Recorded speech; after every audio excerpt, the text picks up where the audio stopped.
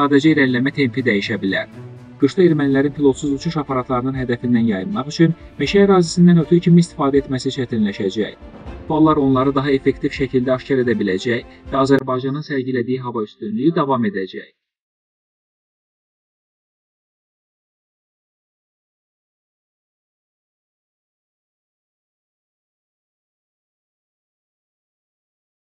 Azərbaycan ordusunun irəlilməsi qaçılmazdır. Sadəcə əraziləri qarşı tərəfin kiçik qruplarından təmizləmək qalır. Laçını nəzarəti ələ keçirmək və Laçın dəhlizini kəsməklə yanaşı Şuşanın azad edilməsi də qaçılmazdır. Qış mövsümünün başlaması hərbi kampaniyanın gedişatına kritik təsir göstərməyəcək, deyə İqor Karotçenko vurğulayıb. Məlum olduğu kimi Rusiya prezidenti Vladimir Putin son vaxtlar Qarabağ konflikti ilə daha yaxından maraqlanır. Bu haqda danışan politoloq İlqar Bəlizadə deyir ki, Putin ilk növbədə öz maraqlarını təmin etməyə çalışır.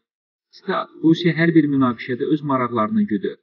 İndiki halda Putin istəyir ki, həm Ermənistanı, həm də Azərbaycanı öz nəzarəti altında saxlaya bilsin.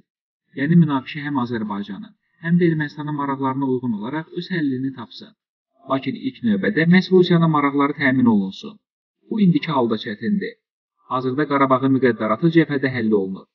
Azərbaycan ordusunun cəbhədəki qələbələri danışıqlar prosesinə təsirsiz ötüşməyəcək.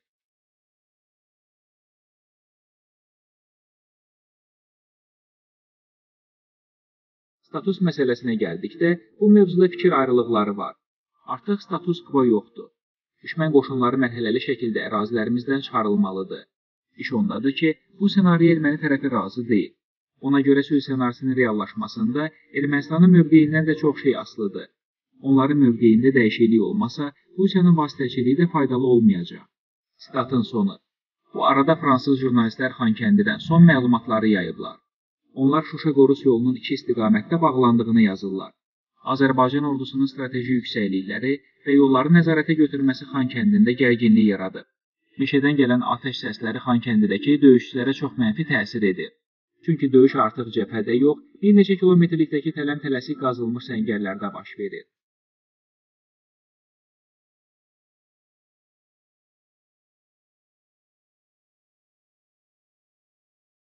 Tələm-tələsik qazıblar.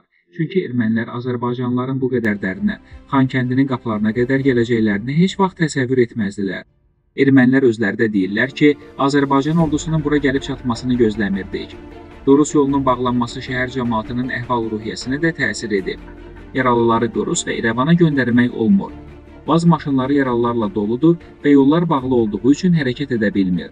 Bununla yanaşı, Azərbaycan ordusunun Şuşa yaxınlığına çatması Ermənistanı qorxuya salır.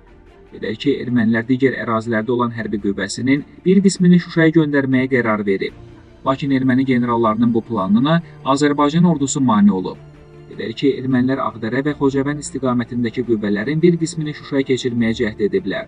Bu zaman Azərbaycan ordusu Şuşa istiqamətinə göndərilən qüvvələri məhv edib. Bugün Azərbaycan Müdafiə Nazirliyi Ağdərə-Papravənd yolu ilə hərəkət edən erməni şəxsi heyətinin və texnikasının məhv edildiyini açıqlayıb. Ordumuzun pusquya salaraq tam məhv etdiyi bu erməni kolonu məhz Şuşa gedirdi. Ekspertlər bildirirlər ki, Azərbaycan ordusu bununla tarixə düşəcək əməliyyata imza atıb. Edək ki, hərb tarixinə yazılacaq bu həmlə birbaşa müharibənin taleyini həll edə bilər. Ordumuzun Şuşaya girmək istəyən erməni kolonunu gözlənilmədən məhv etməsi Ermənistanda şok effekti yaradıb.